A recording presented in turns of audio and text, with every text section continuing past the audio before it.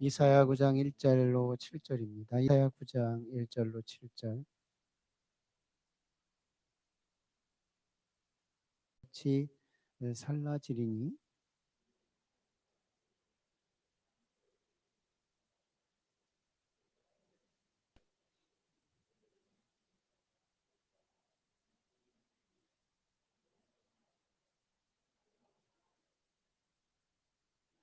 그 정사와 평강의 더함이 무궁하며 또 다윗의 왕좌와 그의 나라에 군림하여 그 나라를 굳게 세우고 지금 이후로 영원히 정의와 군의 공의로 그것을 보존하실 것이라. 만군의 여호와의 열심히를 이루리라. 아멘. 아멘. 우리 찬양단이 100% 회복이 되셨죠? 선수단 11명, 3백,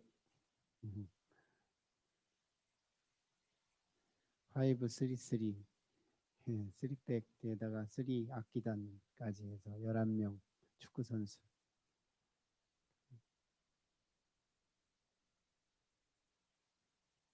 이사야의 시대적 배경은 중동 지역의 양대 세력 가운데 있었다고 누누이 말씀 나눴죠. 북방에는 아수르, 그리고 남방에는 에집트, 큰 나라. 우리도 그 동쪽에는 동남쪽으로 일본이, 그리고 서쪽으로 중국이, 북쪽으로 러시아가, 이게 또 태평양 저 건너로 미국이, 강대국의 틈바귀 속에 새우 한 마리가 끼어 있는 것처럼 우리나라도 아주 조그마한 나라가 강대국 틈바귀 속에 끼어 있죠. 같이 이스라엘도 강대국의 틈바귀 속에 있었던 그 나라의 구조를 봅니다. 북방엔 아수르, 남방엔 에집트. 그 틈새에서 이제 중간 나라 가운데 있는 소수 국가들이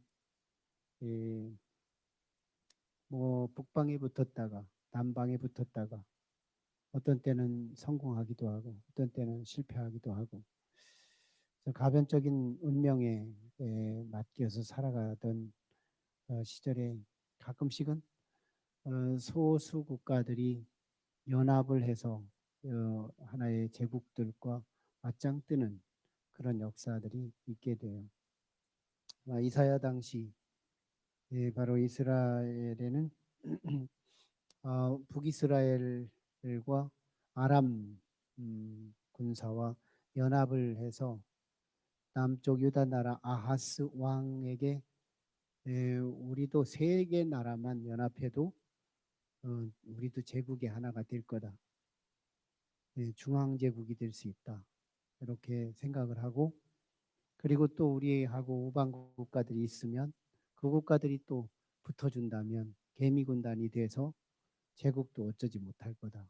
우리가 스스로 연합해서 우리의 나라를 각각 지키자. 이렇게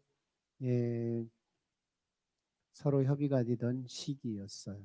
그때 남쪽 유다, 북이스라엘 이렇게 분열한국 시기였는데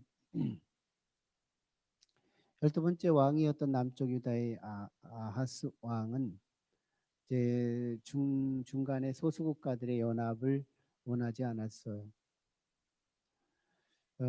차라리 강대국인 북쪽에 강대국인 아수르 제국과 형님 동생 하면서 그렇게 지내는 것이 더 알속이 있고 더 실속이 있다고 생각을 하고, 그 북아수르를 의지하려고 마음 먹습니다.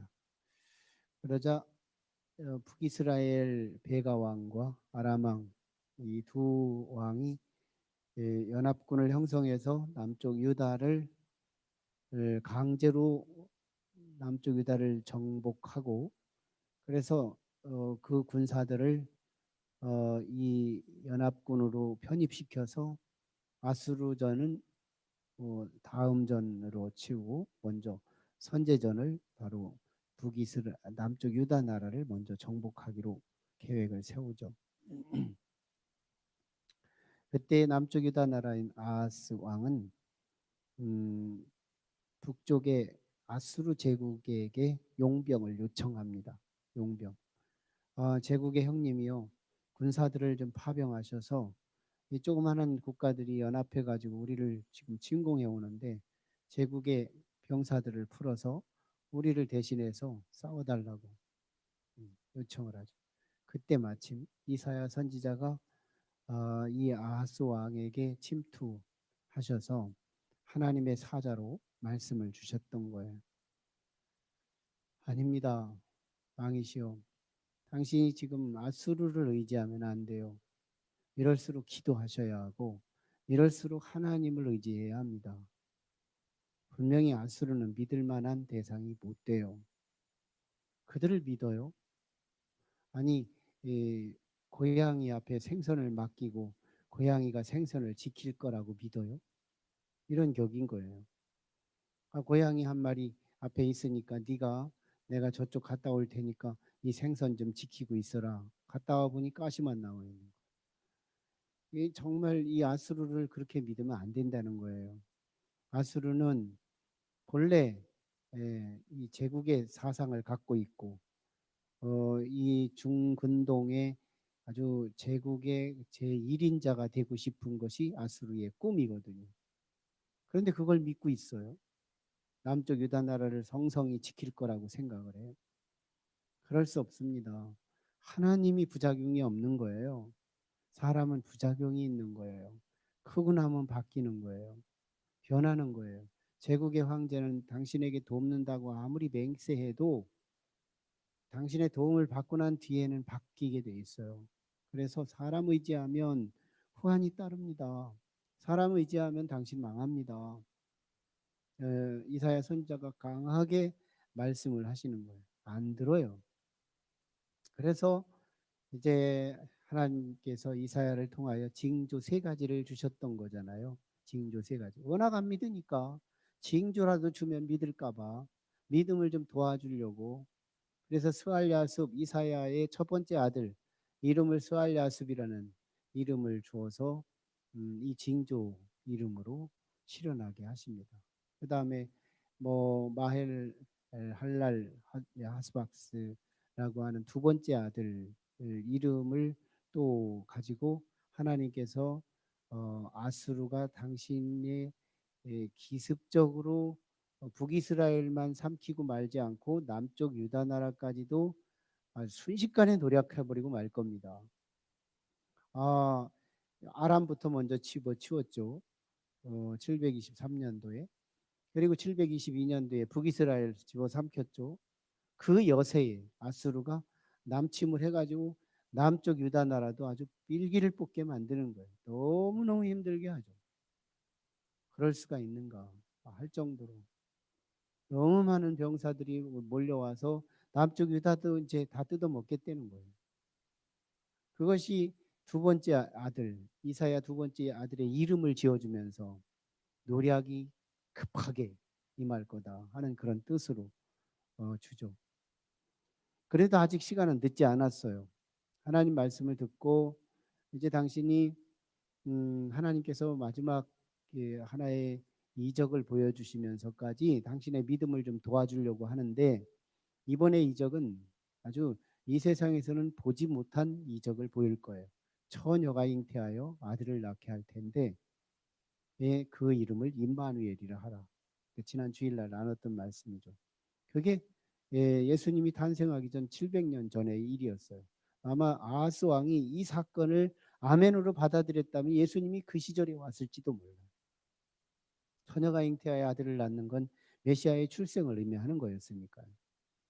그런데 그 시대에 아하스가 이걸 못 믿는 거예요. 거절해 버리는 거예요. 그래서 어떻게 해요? 결국은 아수르가 남쪽 유다 나라를 심판하게 만드는 겁니다. 그래서 참 삘기를 뽑게 만들죠. 너무너무 어렵게 만들었어요. 심지어는 예루살렘 성이 18만 5천 대군이 아주 에워싸가지고 이제는 뭐 하늘로 솟아야 살까 땅으로 꺼져야 살까 할 정도로 꼼짝없이 죽는 신세에 빠집니다. 뭐 정말 너무너무 어려운 문제에 빠지죠. 이 점에서 이제 우리 구약에 하나님께서 섭리하시는 것과 신약에서 하나님이 섭리하시는 방식이 이제 차이를 한번 들여다볼 필요가 있어요.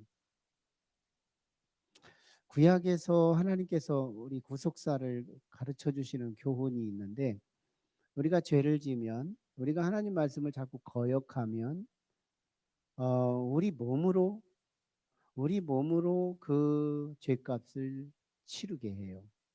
이게 구약의 하나님의 교실, 하나님의 교육의 아주 주도적인 교육이죠. 구약 시대에는 내가 죄를 지면 내가 죄값을 이 역사의 현장에서 경험합니다. 그게 에집트 430년 역사죠.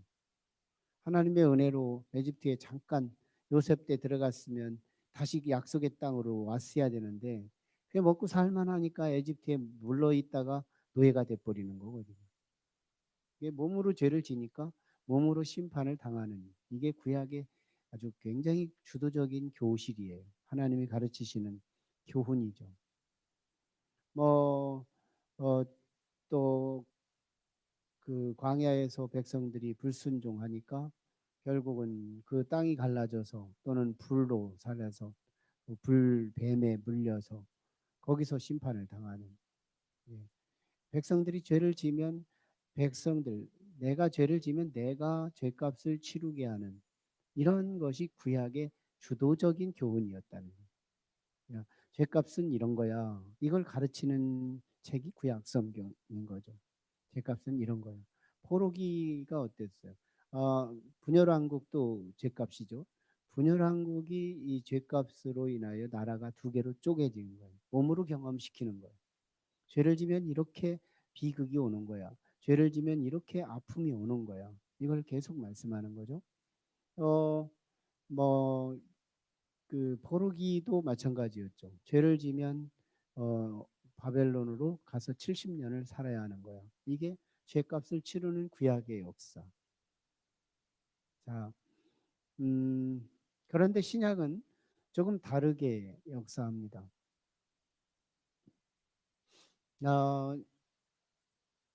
신약에서는 놀랍게도 이 죄의 값을 하나님의 아들 독생자에게 맡겨요. 신약에서는 죄값을 독생자에게 맡긴다. 구약에서는 내가 직접 몸으로 맡은다면 신약에서는 예수 그리스도 하나님의 아들 독생자가 그 죄값을 맡아요. 그 근거는 사랑입니다. 하나님의 사랑. 하나님의 사랑이 우리가 죄값을 치르는 거를 눈뜨고 볼 수가 없는 거예요. 하나님의 뜨거운 사랑. 우리 부모들이 자식이 고통당하는 현장을 눈으로 본다면 가만히 있을 수 있는 부모가 없지요. 왜? 사랑 때문에 가만히 있을 수 없는 거예요. 자식이 비참하게 지금 죄값을 치르고 있다면 부모는 지금 두방망이질이 되는 거예요. 왜? 사랑이 그걸 가만히 눈뜨고 보지를 못해요. 사랑이 돈독한 참 부모는 자녀의 고통의 현장, 그게 죄값이라고 하더라도 그걸 사랑을 담고 있는 부모는 가만히 있을 수가 없는 거예요. 하나님께서 정말 신약의 이 시대의 구속사는 우리가 죄를 짓고 그 죄값은 하나님이 대신해요. 사랑 때문에. 사랑 때문에. 우리를 너무너무 사랑하니까 우리가 죄값 당하는 걸 눈뜨고 볼 수 없는 거예요. 그러기 위해 어린 아이로 이 땅에 오셔서 당신의 죄값을 치르게 하죠. 그런데요. 이 과정에서 하나님의 공의의 법에 따라서 마귀들이 이 하나님의 아들을 무참하게 죄값을 치르게 하죠. 우리가 당해야 할 걸 그리스도가 당하는 거예요. 우리가 당해야 할 걸 예수님이 당하는 거예요. 그런데 너무너무 모질게 당해요. 정말 배신을 당하죠. 제자들의 배신을 당하죠. 민족의 배신을 당하죠. 제사장들의 배신을 당하죠. 기대했던 사람들이 다 실망하게 만들죠.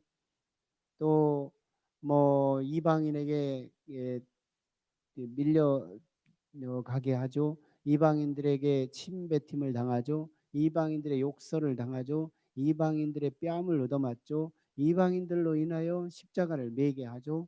그래서 갈보리산에 올라가서는 결국은 양손 양발에 못을 치고, 이 얼마나 삼엄한지 몰라. 얼마나 살벌한지 몰라. 무참하게 속수무책으로 예수님은 당하는 거예요. 누구 때문에? 우리들 때문에. 이 죄값을 구약 시대에는 우리가 죄를 지면 우리가 받았던 거예요. 북이스라엘이 죄를 지면 북이스라엘이 몸으로 때우는 거예요. 죄값을. 남유다가 죄를 지면 남유다가 몸으로 죄값을 치르는 거예요. 그래서 비참한 역사가 구약에 나타나는 거예요. 비참한 역사들. 얼마나 비참한 역사. 노예의 430년의 비참한 역사. 출애굽의 과정에 참 콩닥거리던 역사. 출애굽 1세대들이 저 광야에서 땅이 갈라져서 죽어 없어지는 역사. 또 가나안에 들어간 사사 시대의 300여 년이 넘도록 비극의 역사. 얼마나 많은 비극의 역사예요. 그리고 정말 통일한국이 시작했나 싶었는데 3대도 못 가서 쪽박이 나고, 그리고 나서 몇백 년, 한 200여 년 조금 지나고 나서 나라는 북쪽은 아수르로 끌려가고 남쪽은 바벨론으로 끌려가서 정말 너무너무 피비린내 나는 역사를 몸으로 경험하죠. 구약 성경은 맨날 전쟁하는 거예요. 비극이 너무 많은 거예요. 왜? 우리가 죄를 지었기 때문에, 그들이 죄를 지었기 때문에 그들의 몸값으로 죄값을 치르는 그 역사는 너무 비참할 수밖에 없었대요. 근데 이제 하나님께서 이 죄에 대한 원칙적 접근, 죄값은 그런 거야. 사실은 그건 게임도 아닌 거죠. 지옥의 죄값을 치러야 되는 건데, 뭐 지옥하고는 구약의 역사하고는 비교할 수 없는 거지만, 어쨌든 죄값은 그 정도로 심각한 문제예요. 죄값은. 그런데 신약에 당신의 아들에게 이 모든 죄값을 대신 지불하게 하셨다. 근데 그 아들은 무참하죠. 너무 비참하죠. 그렇게 비참하게 짓밟힘을 당하고 결국은 정말 가문의 부끄러움, 십자가에 죽은 사람이 그 가문에 하나가 있으면 공무원도 될 수가 없는 게 로마 시대였어요. 그 가문에 십자가에 처형되어 죽은 사람이 있으면 그 가문의 후손들이 공무원 할 수가 없다. 왜? 이건 뭐 대민족적 죄인으로 취급이 되는 거니까요. 십자가는 부끄러움이었던 거예요. 아마 화형으로 처형당하는 것도 이미지가 십자가보다는 나은 거예요. 예, 차명, 칼로 목이 떨어져서 죽는 것도 그것도 그렇게 죄인이지만 십자가보다는 약한 거예요. 십자가는 최고의 극형이었던 거예요. 부끄러움이었던 거예요. 자녀 후손들이, 이거는 뭐 그 후손들이 어떤 영광의 자리에 참여할 수 없는 조건이 될 정도로 십자가의 처형은 비참했어요. 그게 죄값이 그렇게 비참했다는 것을 의미해요. 십자가는 지옥의 샘플이에요. 지옥의 샘플이다. 정말 지옥에 가면 십자가에 매달려 가지고 바로 죽는 사람이 거의 없대요. 죽고는 싶은데 죽을 수가 없어요. 목이 마른데 물도 마실 수 없죠. 6시간 동안 물과 피가 쏟아져 내리면서 속이 타기 시작하고 목이 마르기 시작하고 불이 일어나기 시작하면서 계속 고통, 주변 사람들은 거기서 희롱하기 시작하고, 그러면서 죽지도 못하고 살지도 못하는 것이 십자가. 이게 지옥이에요. 지옥의 샘플이죠. 샘플. 죄값이 그렇대요. 죄값이 이 정도로 심각한 문제래요. 십자가만 해도 샘플일 뿐이지 지옥의 원본이 아니죠. 그것을 하나님은 당신의 아들에게 맡겼다는 거.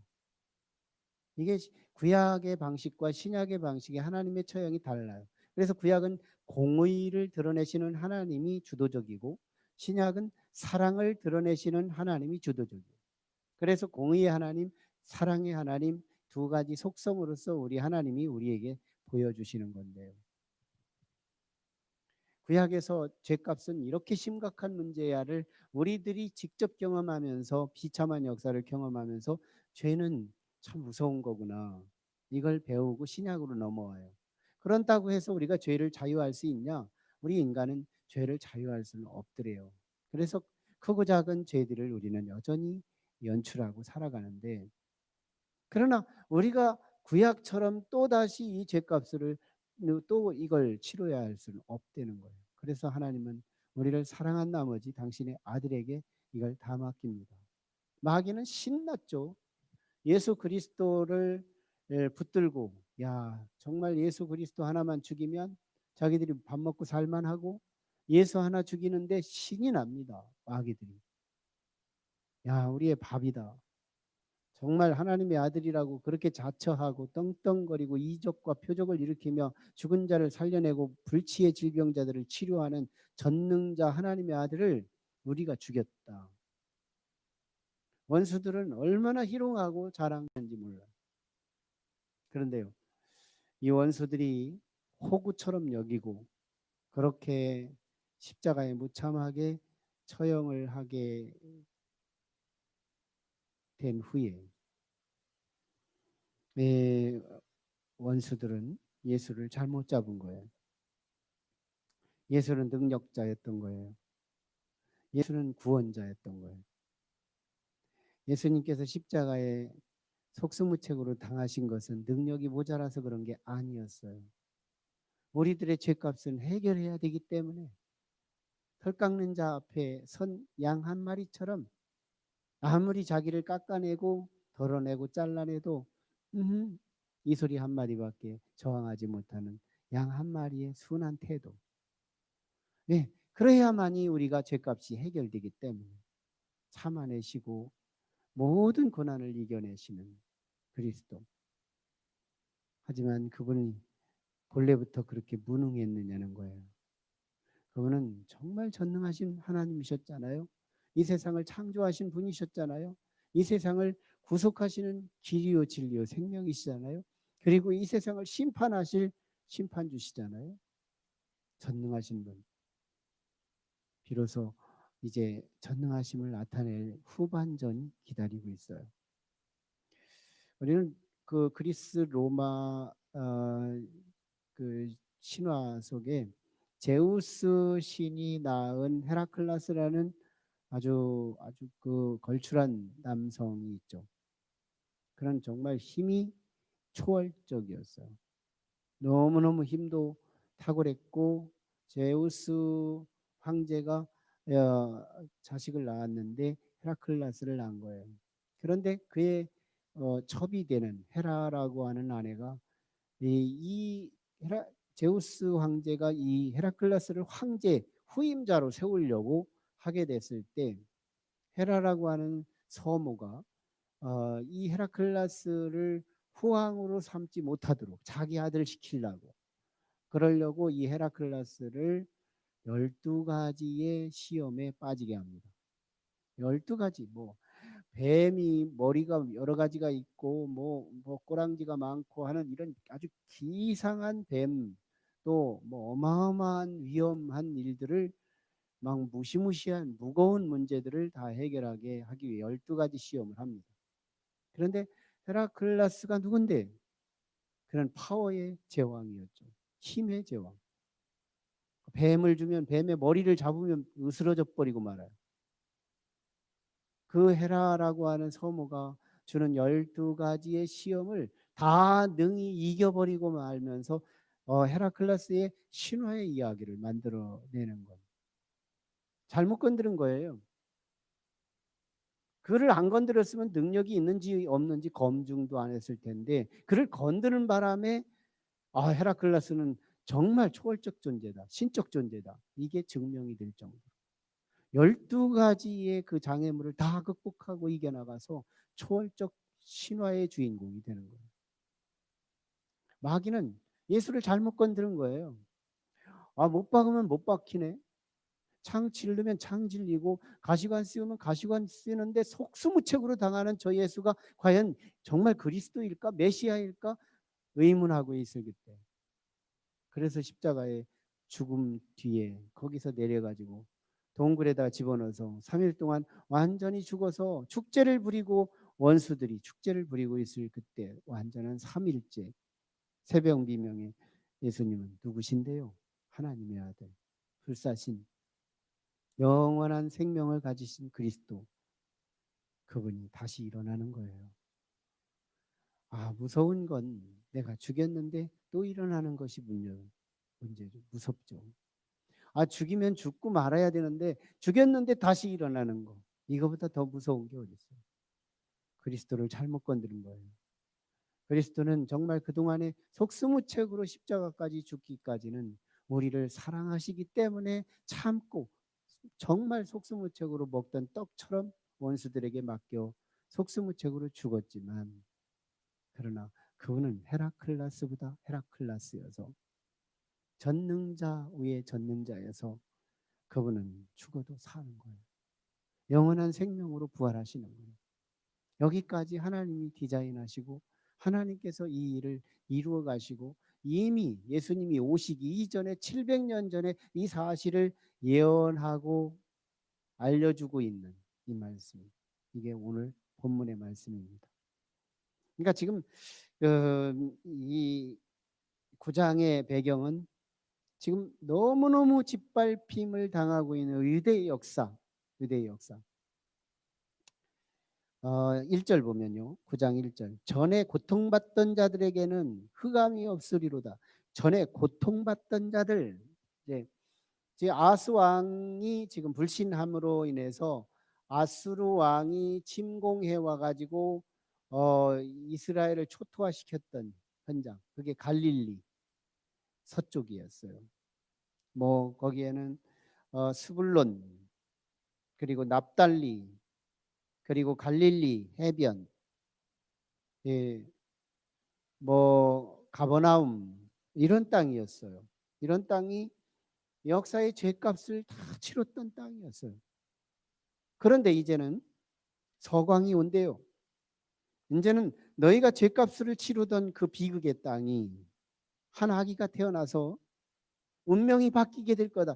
쥐구멍에도 빛이 들어올 때가 있다. 이 속담처럼 정말 지금까지는 짓눌리던 땅, 사실로 그랬대요. 갈릴리 주변은 과부가 많고 죄인이 많고 환자가 많고 너무너무 전쟁 밭이었으니까, 싸우면 거기서 싸웠으니까, 그래가지고 거기에 막 피 흘림이 많고, 그래서 장애우들이 많고 너무 소외된 자들이 많고 못 배운 사람이 많고 무소유한 사람이 많고, 그런 사람들이 다 마을했던 곳, 여기가 운명이 바뀔 거래요. 하나님이 아들 하나를 보내서 이 운명을 교체시키겠다는 거예요. 구약에는 이미 신약을 암시하고 있는 거예요. 신약의 복음을 암시해 주고 있어요. 자, 전에 고통받던 자들에게는 흑암이 없으리로다.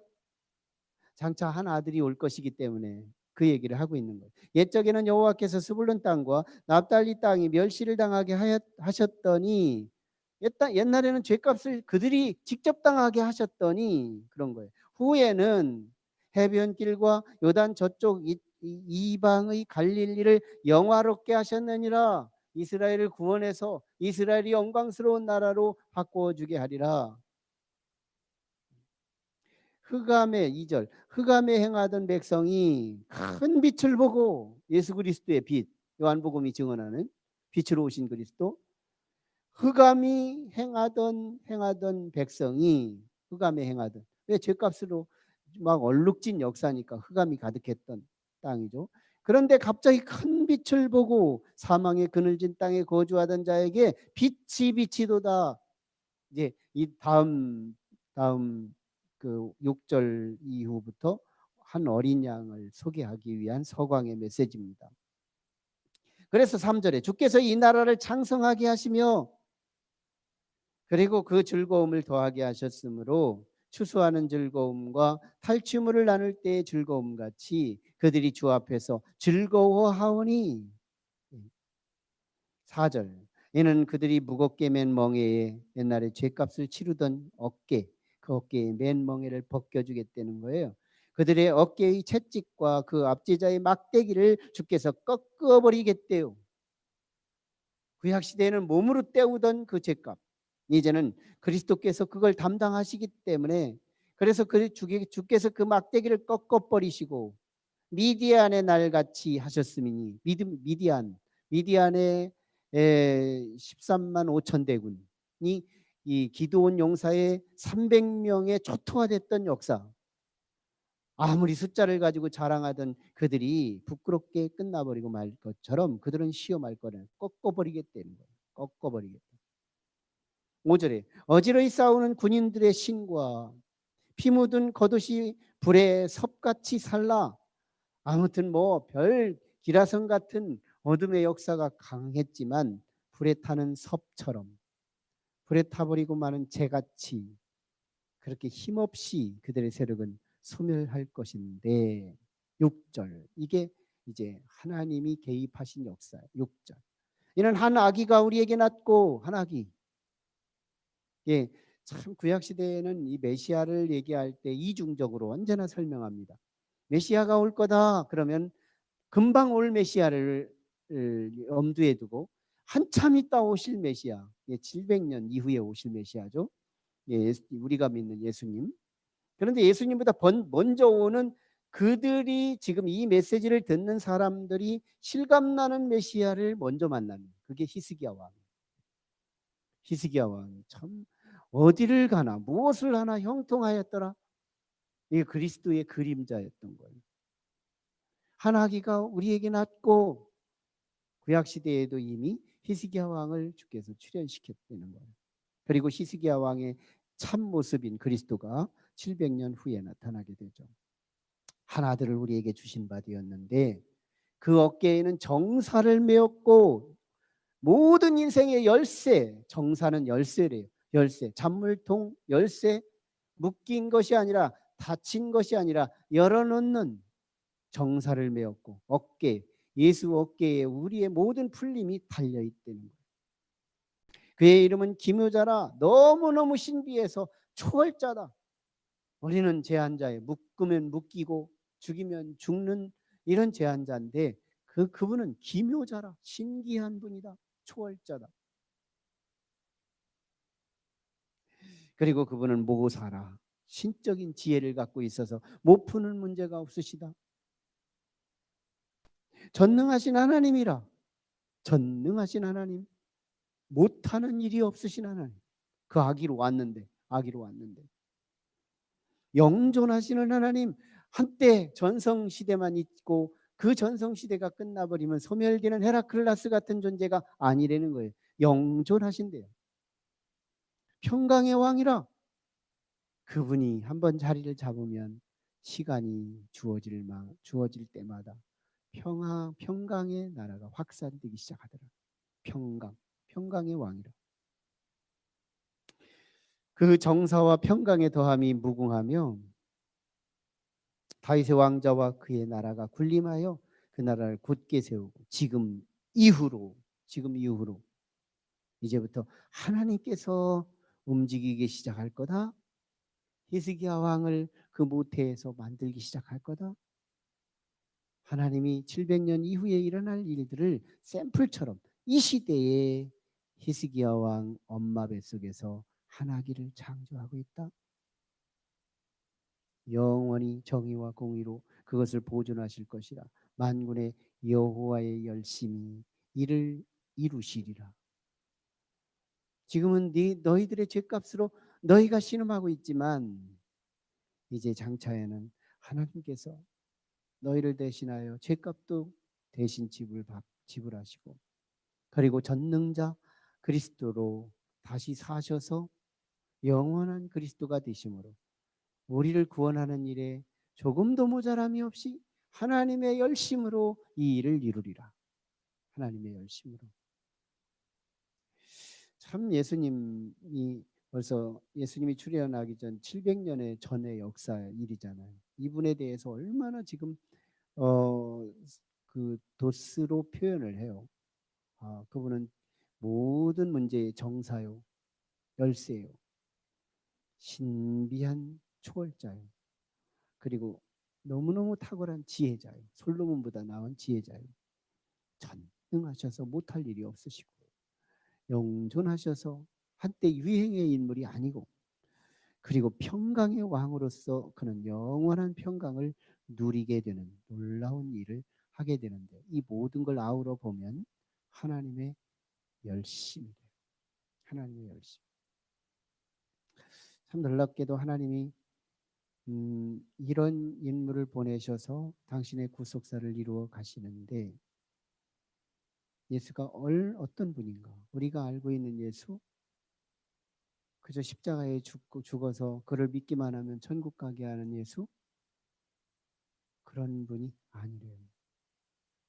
하나님의 열정과 하나님의 그 땀과 하나님의 수고와 우리를 끝내 구원하는데 손색함이 없이 완전히 이루어내실 그분의 멋진 분, 우리가 알 수 있는 그분이 아니라 도무지 이해할 수 없는, 천국에나 가야 다 알게 돼서 우리가 입을 다물고는 가만히 있을 수 없을 만큼 영원토록 찬양하고도 모자란 그런 그리스도라는 거예요.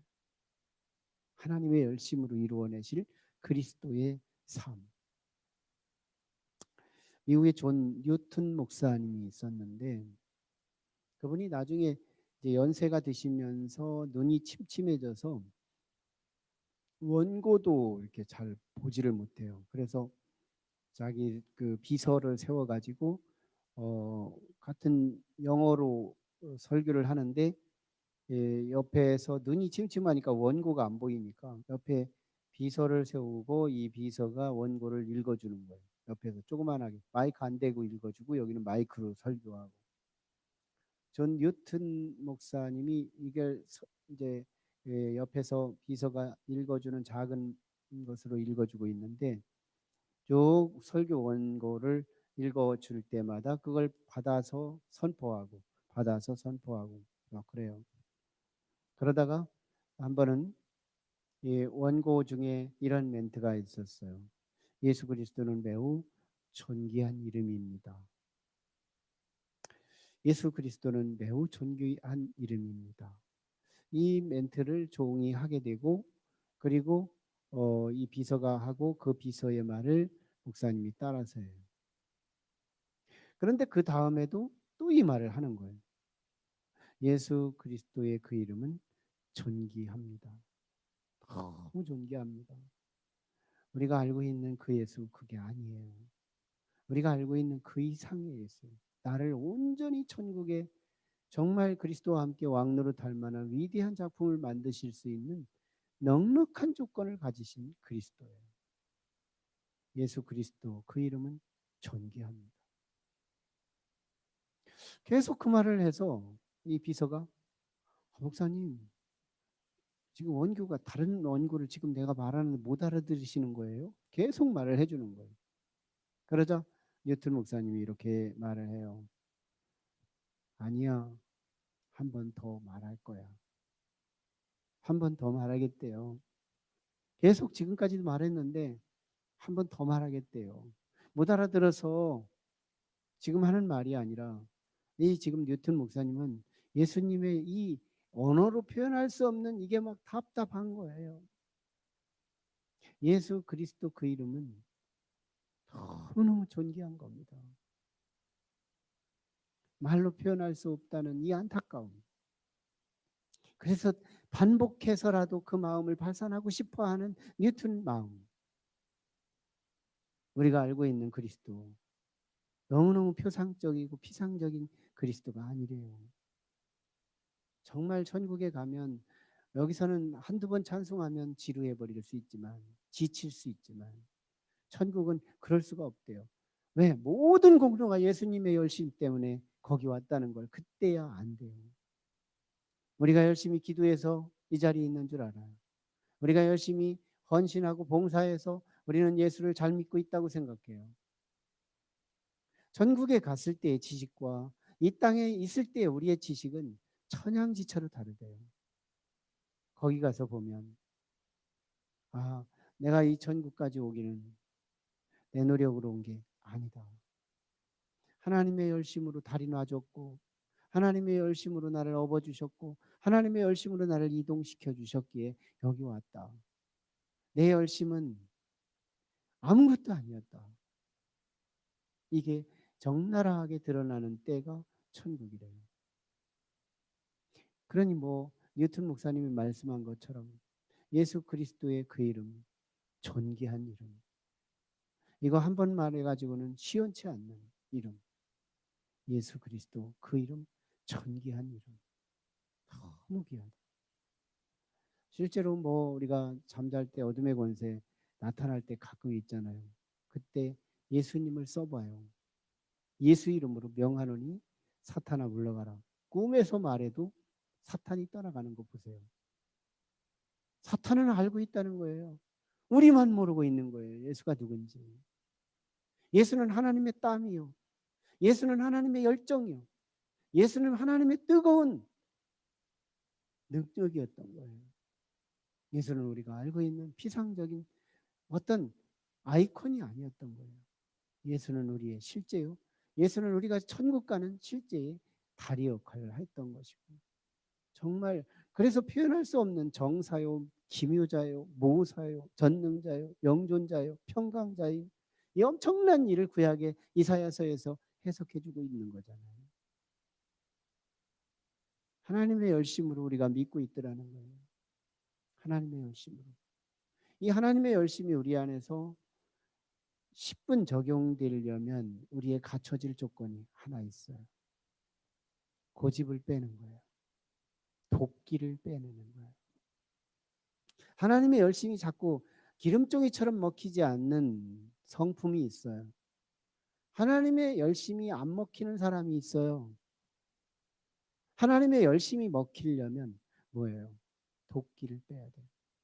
고집을 빼야 돼요. 우리 이 고집이 참 너무너무 신기해요. 이 고집. 잘못된 거 알면서 똥 싸면 안 되는 줄 알면서도 막 싸대는 거예요. 이건 내가 잘못된 거 내가 알지만 네가 더 성숙한 자리에 가서 나를 좀 품어달라는 거예요. 너무너무 고집이, 우리의 이 고집이 하나님의 그 열정을 손 놓게 만들어요. 하나님의 열심이 우리를 천국 가게 하고 하나님의 열심이 우리 인생을 성공하게 할 건데, 하나님의 열심이 우리 안에 어떤 전선의 전기가 흘러가듯이 내 인생 전체에 하나님의 은총의 전기가 흘러야 되는데 이게 안 흐르는 거예요. 안 흘러가요. 그 흘러가지 않는 이유, 우리가 너무 독해요. 우리의 독이 있어요. 독이. 우리 독을 빼내야 돼요. 그리고 고집을 빼내야 돼요. 하나님이 그러시다면 받아들일 수 있는 이 순수한, 피오한 마음, 아주 순수한 마음. 하나님, 나를 사랑하시죠? 아멘입니다. 오늘 또 한 아기가 오셨다는데 나를 그토록 사랑하셔서 오셨나요? 아기 예수를 경배하고 아기 예수를 영접할 수 있는 그런 마음. 하나님의 열심이 내 안에, 내 가슴에서 하나의 그 말구유처럼 내어드릴 수 있는 내 마음. 이 세상에 주님이 누울 곳이 없다고요? 아니에요. 내 가슴이 있어요. 내 안에 오셔서 누울 곳이 다 없더라도 내 안에는 말구유같이 그보다는 나을 것이니 주님 내 가슴으로 오셔서 아기 예수로 오시옵소서. 아닙니다. 나는 우리 아빠가 들어와야 할 방이에요. 내 엄마가 들어와야 할 방이에요. 주님은 오실 방이 없어요. 하나님의 열심히 앉을 자리가 없는 거예요. 하나님의 열심히 내 몸으로 기입할 공간이 없는 거예요. 우리가 손사래를 치고 그리스도의 그 열심이 우리를 향하여 구속하기 위해 사랑으로 다가오시는 그 하나님의 열심이 통로를 누가 막아요? 내가 막고 있더라는 거예요. 사단은 그걸 응원하고 있는 것이고 우리는 고집이 그것을 실현하고 있더라는 거예요. 하나님의 열심이 우리 안에 그대로 흐르려면 아멘입니다. 순수하게 받아들이는 도끼 없는 마음, 고집이 없는 마음. 그래서 하나님, 알겠습니다. 아주 순수하게, 조금만 좀 순수하게 내 고집을 꺾어내고 조금만 더 순수하게 수용할 수만 있으면 하나님께서 나를 은혜의 동선을 삼아서 하나님의 열정의 불을 태우시면 태우실수록 우리의 미래는 밝아지더라는 거예요. 참 놀랍게 하나님의 열정이 차단되게 하는 결정적인 장애물이 나라는 거예요. 이 세상에 살면서 나보다 더 큰 장애물이 없어요. 내 인생을 펼쳐가기 위한 나의 미래를 향하여 나아가는 내 인생이 내가 나를 돕고 싶은데 내가 가장 큰 장애물이에요. 뒤 좀 보려고 했더니 앞이 보는 순간에 보이지 않는 것처럼, 위를 볼 때 아래가 안 보이는 것처럼 내가 그렇게 장애물인 거예요. 그래서 성령이 우리를 주도하시고 온전히 우리를 붙들고 갈 때 보면 독이 빠져 있어요. 고집이 빠져 있어요. 내 생각이, 하나님의 생각이 나타나는 순간 내 생각을 시소처럼 내려버려요. 하나님의 생각이 드러나는 순간 내 생각을 시소처럼 내려놔요.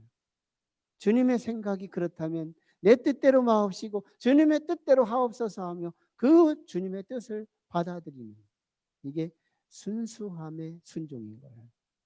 거기에 하나님이 놀라운 일을 하시죠. 순종의 축복이 얼마나 많아요. 아브라함은 순종해서 손해보지 않았어요. 이삭도 순종해서 손해보지 않았어요. 셋만 파면 블레셋 사람들이 와서 내 거라고 뺏어버리면 그냥 줘버려요.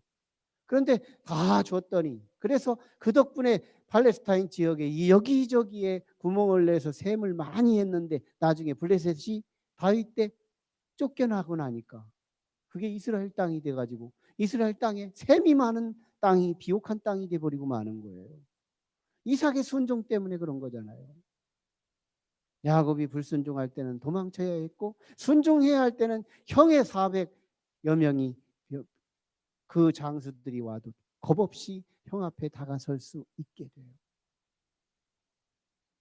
순수한 순종, 하나님의 열심이 내 앞에 다가올 때 아멘입니다. 받아들이겠습니다. 내 생각은 분명히 아니지만 하나님의 생각을 접수하겠습니다. 그때부터 하나님은 아기로 시작하는 거예요. 어린 아기, 정사로, 기묘자로, 모사로, 전능자로, 영원자로, 평강자로 하나님이 드러내시면서 지금은 알 수 없는 미래의 하나님의 나라가 참 이보다 더 위대할 수 없을 만큼 위대한 역사를 만들어 내더라는 거예요. 알고 보면 하나님의 열정 때문에 내가 여기까지 왔지 내 열정 때문에 온 게 아니었어요. 근데 왜 내가 열정이 없죠? 왜 하나님의 열심이 내 안의 인생에서 연출이 안 되는 거죠? 내가 막은 게 많은 거예요. 내가 막은 게 많은 거예요. 하나님 오지 마세요. 하나님 들어오지 마세요. 내 생각이 옳거든요. 내 생각이 옳거든요. 내 뜻이 더 맞거든요. 신기루 같죠. 그 순간은 그게 맞을런지 모르지만 지나고 나면 네 열정으로 너만 혼자 벼룩처럼 뛰다 마는 허무한 인생이 되고 말죠. 하나님이 내 인생을 붙들고 힘들면 업고 가고 평화로울 땐 손잡고 사귀면서 대화하면서 움직이고 신음하고 아파할 때는 치료자가 되시며 우리 인생의 끝까지 실족하지 않고 종주할 수 있도록 도우시는 하나님의 열정 그리스도, 그분이 우리를 붙들고 살아갈 수 있도록 나를 내어드려야 해요. 나를 내어드려야 한다. 참 이 진리가 오늘 우리의 기도의 제목이 됐으면 좋겠습니다. 하나님의 열심, 7절 하반절에 만군의 여호와의 열심이 이를 이루시리라. 여호와의 열심이 이를 이루시리라. 착각할 때는 내 열정 때문에 여기까지 온 줄 알아요. 하나님이 열심히 나를 붙들고 일하실 때 내가 열정이라는 삶이 동반되더라는 거예요. 아, 내가 열심히 한 줄 알았어요. 그랬더니 알고 보니까 하나님이 내 속에서 하나님이 열심히 하셨기에 내가 열심히 하는 현상으로 나타났을 뿐이더라는 거죠. 기도하겠습니다.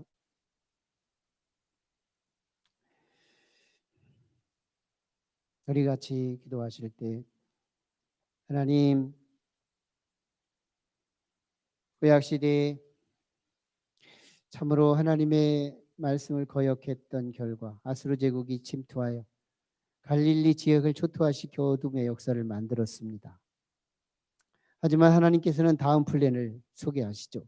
한 어린 아이를 보내셔서 정사가 되고 기묘자가 되고 전능자가 되시고 평강의 왕이 되시며 그 그리스도를 보내서 처음에는 아기로 시작하지만 나중에는 장성한 그리스도의 분량이 되어 참으로 위대한 하나님의 나라, 양지가 뜨는 갈릴리 촌, 소외됐던 죽음의 시신들이 가득했던 그 땅에 생명이 넘치고 무지했던 그들이 천국의 지식을 가지고 병들었던 그들이 회복이 되고 참으로 음지였던 그 땅이 양지가 되게 하시는 한 어린 아이, 한 어린 양, 한 어린 아기를 보내셔서 하나님이 그렇게 하신다고 하셨던 그 역사는 히스기야 왕 일대기를 통하여 그림자처럼 말씀하셨고 예수 그리스도를 통하여 그 땅이 예수 그리스도의 선교의 중심지가 될 수가 있었습니다.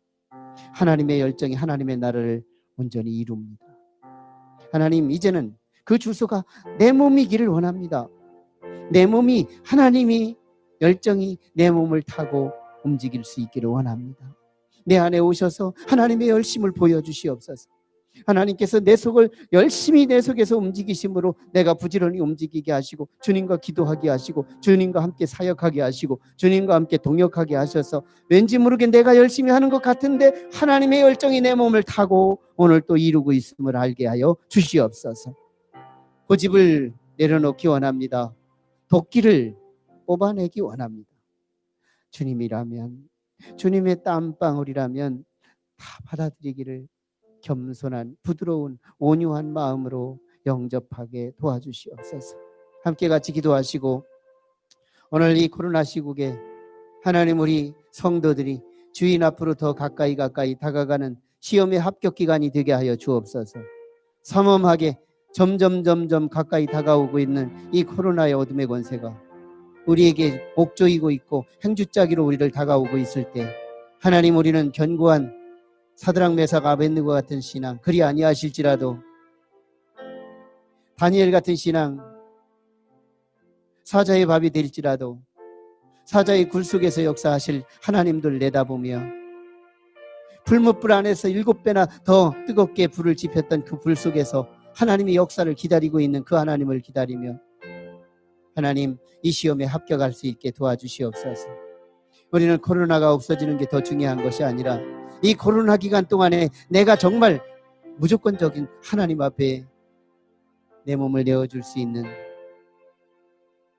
그것이 사망의 위협이라 하더라도 하나님, 내가 믿음을 타협하지 않고 정주할 수 있고 질주할 수 있는 그 믿음, 건강한 믿음, 우리 합격하는 기간이 될 수 있도록 도와주시옵소서. 한국교회의 저울질 이제 빠른 속도로 아버지 하나님 끝내주시고 하나님께 참으로 의인들의 반열에서 놀라운 새순이 돋아나는 한국교회가 되게 하여 주시옵소서. 내게 고집이 사라지기 원합니다. 진리라면, 그리스도의 음성이라면 정말 우리의 마음을 활짝 열고 주여 오시옵소서. 주의 열심과 그의 땀이 내 안에 가득히 채워지기를 원합니다. 주님, 내 마음에 하나님의 나라가 되게 하여 주옵소서. 하나님의 열정이, 하나님의 그 열심이, 하나님의 그 수고가 내 몸 안에서 시작되기를 원합니다. 순종하겠나이다. 우리 말씀을 의지하여 이제 8분 이상씩 기도하다가 돌아갑니다. 걸어가신 아버지, 은혜를 감사해요. 오늘 이 시간 우리 주님께서 주신 이 말씀이 우리에게 생명되기 원합니다. 하나님, 참으로 아버지 하나님의 열심이 오늘 아버지 참으로 이사야 시대에 남유다 백성들을 구원하겠다고 약속하고 있는 어린아이 한 아기에 대한 비전을 하나님이 보여주셨지요. 갈릴리촌은 저주받은 땅이요, 전쟁이 많았던 땅이요, 피가 많았던 땅이요, 결손 가정이 많았던 땅이요, 죽은 자가 많았고 시들은 영혼이 많았고 병든 자가 많았고 무학자가 많았고 가난한 자들이 많았고 과부가 많았고 고아들이 많았던 그 땅이 어둠이 짙게 깔렸던 그 땅에 양지가 이제 아버지 하나님이 환하게 비춰지고 그곳이 희망이 있는 하나님의 나라가 될 수 있기까지는 하나님께서 어린아이 아기 하나를 이 땅에 보내주셔서 빛을 오게 하시고 광명이 해뜨게 하시고 그것이 이제 천국이 되게 하시고 죽은 자가 살고 시들은 자가 소생하고 아버지 절망했던 자들이 희망을 걸게 하시고 아버지 하늘의 지식을 가지고 땅의 지식이 조금 부족하더라도 하늘의 지식을 가지고 끝까지 종주하고 승리하는 이제 갈릴리촌 아버지 예수 그리스도의 가버나움이 선교의 중심지가 되게 하셔서 예수 있는 마을로 바뀌어지게 된 이 하나님의 열정의 수고가 아버지 이사야 때 그 이전에 700년 전부터 아버지 하나님 예수 그리스도의 오심을 말씀하셨습니다.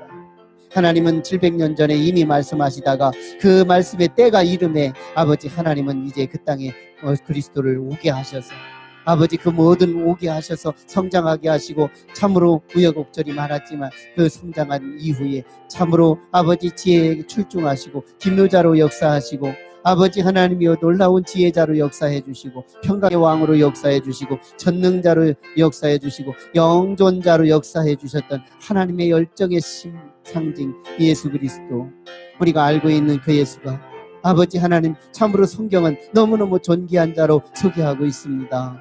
예수 그리스도 그분에게 우리는 천국의 모든 것이 있으며 거기 안에 모든 열쇠가 있고 그는 정사요 어깨 위에 매달린 정사요 우리 모든 인생에 참으로 답답하고 힘들고 묶여졌던 모든 엉킨 모든 문제가 예수 그리스도의 정사로서 풀려나는 역사가 있게 될 줄로 믿사오니 오직 예수 그리스도 그분이 우리의 인생의 길이고 진리고 생명이게 하셔서 예수 그리스도 한 분의 우리 하나님 내 안에 오셔서 나의 삶의 아버지 필두로 내어드리게 하시고 참으로 아버지 하나님이여 참으로 예수 그리스도가 오셨을 때에 말구유 아버지 속에서 아버지 잘자리가 없고 아버지 여간방이 없었던 그 시대에 오늘 내 몸을 내어드릴 수 있게 하시옵소서. 세상에 주님을 모실 공간이 없다 하더라도 하나님 내 마음은 공간이 되기를 원하며 내 마음을 내어드릴 수 있게 하여 주옵소서. 행여나 우리 가족 식구들을 내어드릴 자리가 없다 하더라도 예수 그리스도만큼은 내어드릴 수 있게 도우셔서 우리 주님이 내 안에 오셔서 아기로부터 열심히 움직이게 하셔서 자라나게 하시고 성장한 그리스도가 되어 우리 인생에 참으로 모질고 험악한 우리 인생에서 구원하는 놀라운 역사가 완벽하게 이루어지기를 원합니다. 하나님의 땀과 하나님의 열정과 하나님의 열심이 우리를 우리 되게 하신다고 약속하신 이 말씀이 우리 안에서 실현되기 위해서 우리는 고집을 내려놓습니다. 우리는 도끼를 내려놓습니다. 내가 장애물이 되지 않기를 원합니다. 예수 그리스도 앞에 순종하며 내 안에 오시옵소서. 나를 붙들고 일하여 주옵소서. 엄지가 양지되고 지옥이 천국 되는 놀라운 반전의 역사가 있게 하여 주옵소서. 코로나 이 시기에 견고한 다니엘 같은 신앙, 예수님 같은 신앙, 사드락 메삭 아벤느고 같은 믿음의 불굴의 신앙들이 있게 하여 주옵소서. 요셉 같은 신앙, 다윗 같은 신앙, 그리 아니하실지라도 내가 예수 그리스도를 버리지 않고 예수 그리스도에게 사망 권세가 가로막고 있을지라도 그리스도께서 칼을 들고 나를 맞이하러 오실지라도 내가 양팔 위에 나를 맡겨버리며 나를 내던질 수 있는 순종하는 마음이 우리에게 있게 하여 주옵소서. 예수 그리스도 존귀한 그 이름, 예수 그리스도 존귀한 그 이름, 우리가 알고 있는 이름으로 아버지 인식으로 끝내지 말게 하시고 거기서 성령이 조명해 주시는 바 예수 그리스도의 존귀한 그 이름, 그 이름이 나를 구원하여 주실 것입니다. 그 이름이 우리 성도들과 함께 가실 것입니다.